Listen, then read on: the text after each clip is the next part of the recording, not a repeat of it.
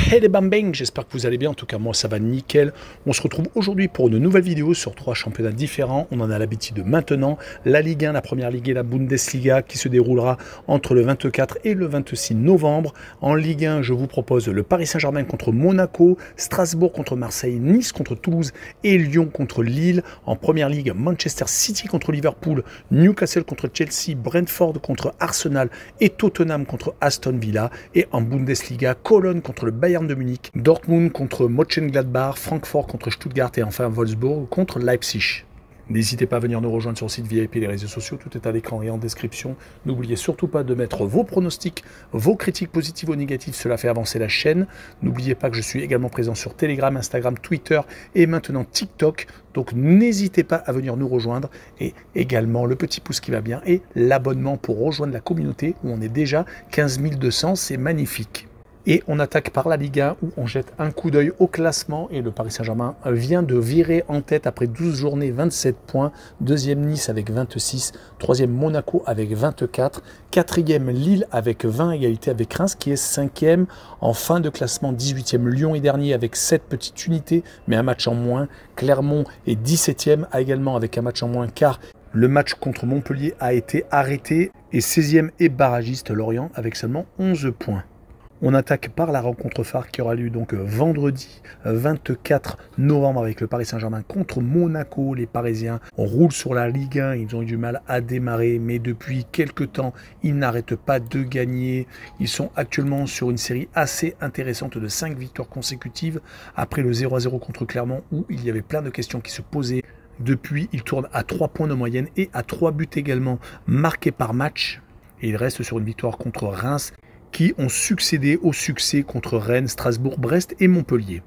Mais dans quel état va être l'effectif du Paris Saint-Germain qui viennent de perdre Zaïre Emery et Marquinhos? Ils vont peut-être être obligés de faire tourner car les Sud-Américains vont arriver sur le tard comme Ugarte. Et ils ont surtout la Ligue des Champions qui se précise avec un match contre Newcastle ultra important. Mais leur adversaire est Monaco qui ne joue pas de Coupe d'Europe cette saison. Et Monaco est second à seulement 3 petits points derrière. Ils sont un petit peu moins bien ces derniers temps, il faut l'avouer, sur les 3 derniers matchs. C'est une défaite à Lille, un match nul au Havre et une seule victoire contre Brest. Ils sont quand même beaucoup plus solides quand ils reçoivent ou ils ont tendance à gagner tous leurs matchs. Une seule défaite, c'était contre Nice dans un match au sommet et à l'extérieur. Ils n'ont perdu qu'une seule fois, c'était à Lille. Sinon, ils ont réussi à remporter des succès très intéressants à Reims, à Clermont, se faisant tout de même accrocher par Nantes, Lorient et donc Le Havre. Mais sur ce match-là, je pense que les absences côté parisien vont équilibrer la rencontre et je verrai un match nul entre les deux formations, un but partout, avec la double chance N2 et une cote assez énorme de 2,89. Et on poursuit avec Strasbourg contre l'Olympique de Marseille. Les Strasbourgeois, malgré leur achat, n'ont pas eu les résultats escomptés. En tout cas, ces derniers temps, ils restent sur 2 matchs nuls consécutifs contre Rennes et contre Clermont. Mais ils ont enchaîné les revers. Ils se retrouvent 15e, 1 point devant le barragiste. À domicile, ils n'ont remporté que leurs 2 premières rencontres. Depuis, ils restent sur 5 matchs sans victoire. Mais l'équipe qui le reçoivent est Marseille, qui est vraiment très malade, qui n'est qu'à la 10e place et a juste 1 point d'avance, même s'ils ont un match en retard contre Lyon qui va se jouer le 6 décembre. En tout cas, les Marseillais, à part des bons résultats en Coupe d'Europe où ils sont premiers de leur groupe en Ligue Europa, d'ailleurs ils vont jouer la semaine prochaine contre l'Ajax, un match très important qui pourrait peut-être les qualifier pour les 8e, voire les 16e de finale de la C3. En tout cas, en championnat, c'est très compliqué. Ils ont enchaîné les gros matchs où ils ont malheureusement perdu ou fait match nul à chaque fois. Il reste sur 3 défaites, un match nul contre Lille à la maison et une seule victoire contre Le Havre. Mais il reste surtout sur 3 matchs sans marquer avec une attaque, une nouvelle attaque d'ailleurs qui est totalement inoffensive actuellement. Même si la défense a tendance à sauver les meubles sur certaines rencontres, c'est très compliqué actuellement pour les Marseillais. Et sur ce match-là, je les vois faire un but partout et je verrai le away no bet avec le match nul remboursé 6 victoires de Marseille à l'extérieur et une cote à 1,72. Et on poursuit avec Nice contre Toulouse. Les Niçois sont actuellement 2e du classement. C'est une des équipes qui prend le moins de buts en Europe, carrément dans les 5 grands championnats. Les Niçois enchaînent les victoires très courtes, voire les 0-0 sur les 7 derniers matchs. C'est 7 clean sheets. La dernière fois que quelqu'un leur a marqué un but, c'était le Paris Saint-Germain. D'ailleurs, les Niçois s'étaient imposés au Parc des Princes. Ils enchaînent les grosses performances contre les gros. Ils ont battu le Paris Saint-Germain, Monaco, ils ont battu Marseille, ils ont également battu les Rennais, Ils viennent également, lors d'un match assez piètre au niveau spectacle, faire un 0-0 à Montpellier.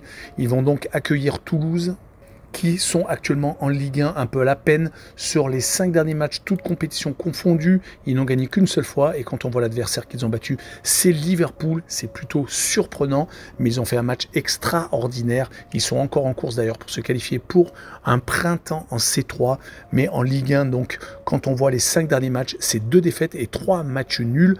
Donc Toulouse a plutôt tendance à être assez bon quand ils se déplacent, même s'ils n'ont pas tendance à gagner. Et sur ce match-là, je verrai une victoire assez courte, mais une victoire tout de même de Nice, 1-0, et je verrai le moins de 2,5 buts sur le match, et une cote à 1,83.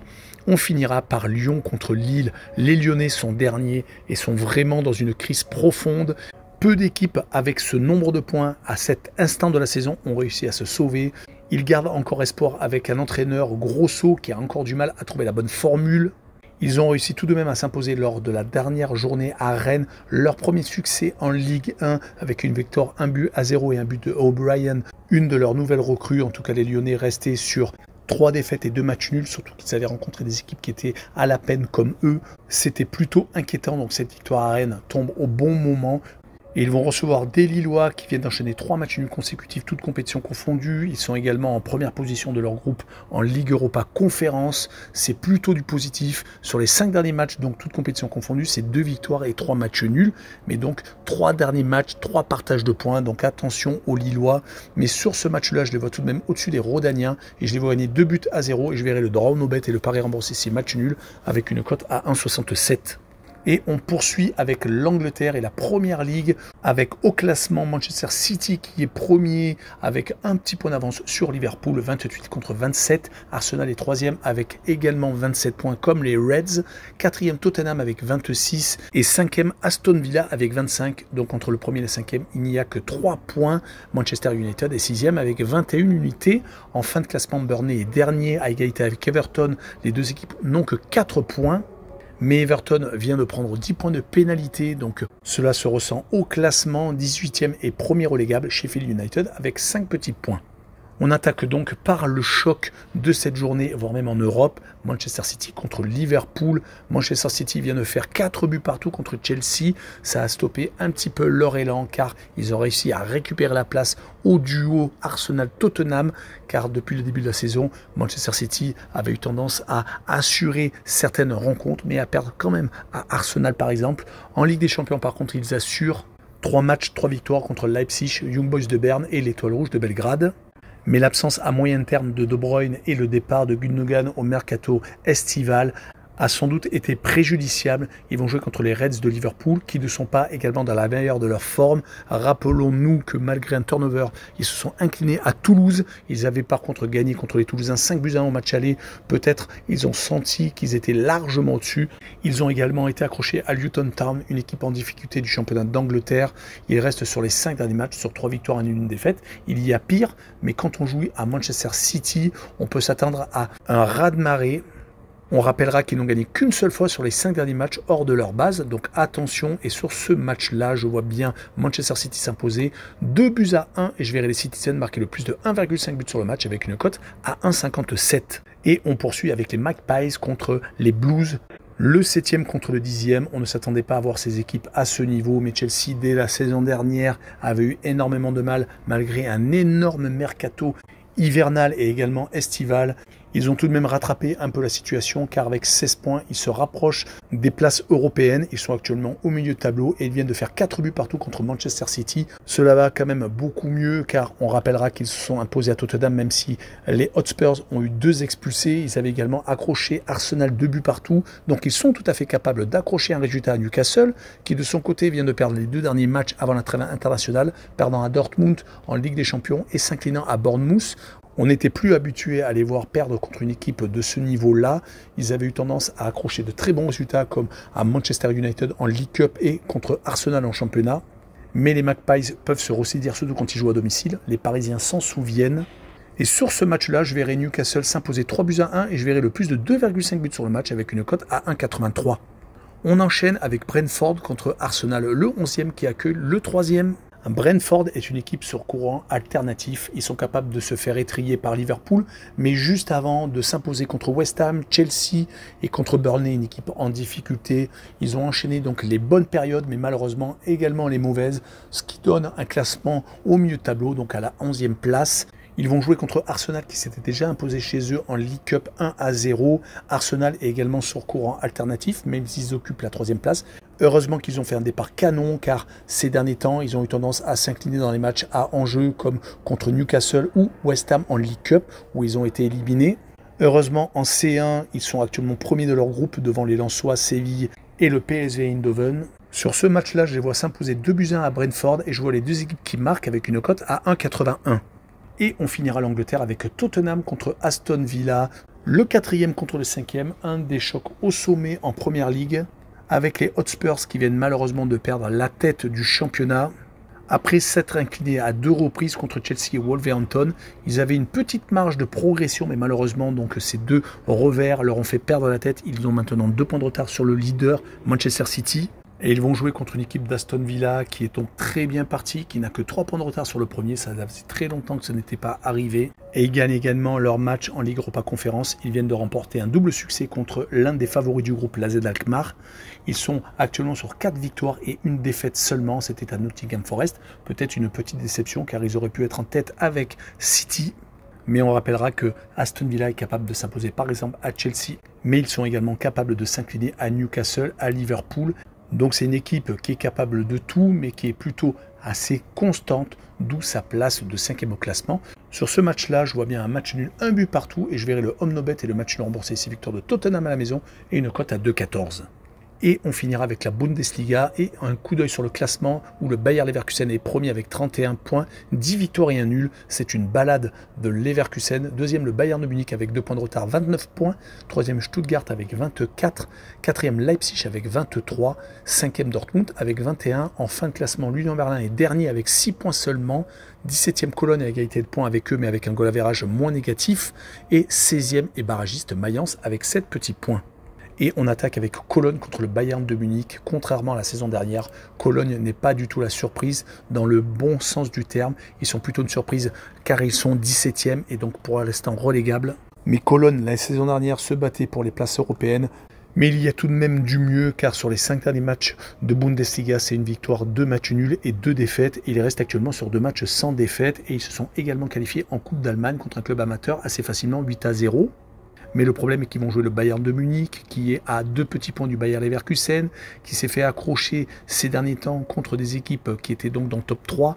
Mais quand ils jouent contre des équipes de moindre niveau, ils ont tendance à s'imposer assez facilement. Ils ont également gagné tous leurs matchs en Ligue des Champions. Même si dans le contenu, ça a été des fois compliqué, surtout contre Galatasaray, le club turc. Mais en championnat, donc, ils restent sur 2 grosses victoires contre le Borussia Dortmund et contre Heidenheim, 4-2 et 4-0. Sur cette rencontre, je les verrai encore marquer 4 buts à Cologne, 4 buts à 1 et je verrai le plus de 3,5 buts sur le match avec une cote à 1,73. On poursuit avec Dortmund contre Mönchengladbach. Dortmund est 5e et franchement décroché du Bayer Leverkusen, déjà 10 points de retard. Il reste surtout sur 2 défaites consécutives contre le Bayern de Munich et à Stuttgart, 2 équipes qui occupent le top 3. C'est plutôt compliqué donc en Bundesliga. Par contre, en Ligue des Champions, ils ont redressé la barre avec 2 victoires contre Newcastle. En Angleterre, 1-0 et 2-0 à la maison. Ils vont bientôt rencontrer l'AC Milan pour peut-être une qualification en 8e de finale. On pourra tout de même noter qu'à domicile, ils ont tendance à être solides. C'est qu'à l'extérieur où c'est très compliqué. Du côté de Mönchengladbach, ils sont actuellement 9e en plein milieu du tableau avec 8 points déjà de retard sur le Borussia. Mais Mönchengladbach a redressé la barre avec 3 victoires sur les 4 derniers matchs. Ils restent sur 4 matchs sans défaite. Ils ont réussi à s'imposer contre Wolfsburg et Heidenheim en championnat à la maison et ont fait 3 buts partout à Fribourg. Et ils ont complété par une qualification pour le prochain Tour d'Allemagne après une victoire contre Heidenheim, un adversaire qu'ils avaient joué juste avant donc en championnat. On notera que sur les 5 derniers déplacements, une seule victoire en Bundesliga, c'était à Bochum. Donc sur ce match-là, je verrai tout de même le Borussia Dortmund s'imposer, mais 3-2 et je verrai les 2 équipes qui marquent avec une cote à 1,46. On enchaîne avec Francfort contre Stuttgart, le 7e qui reçoit le 3e. Francfort est une équipe qui est plutôt en forme en ce moment. 3 victoires et 2 matchs nuls sur les 5 derniers matchs, toutes compétitions confondues.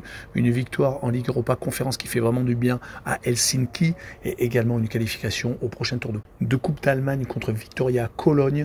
En championnat, 3 victoires et 2 matchs nuls, ce qui leur fait remonter au classement. Ils ont eu une petite période compliquée en début de championnat où ils ont fait beaucoup de matchs nuls, mais avec des partages au point, on n'avance pas. Leur adversaire du soir est Stuttgart. Ils se sont relevés après 2 défaites consécutives contre Hoffenheim et Heidenheim. Leurs 3 points obtenus contre Dortmund leur ont fait énormément de bien. Ils avaient pourtant réussi à enchaîner une énorme série de 6 victoires consécutives qui leur a permis de griller quand même pas mal d'équipes, dont Leipzig et Dortmund.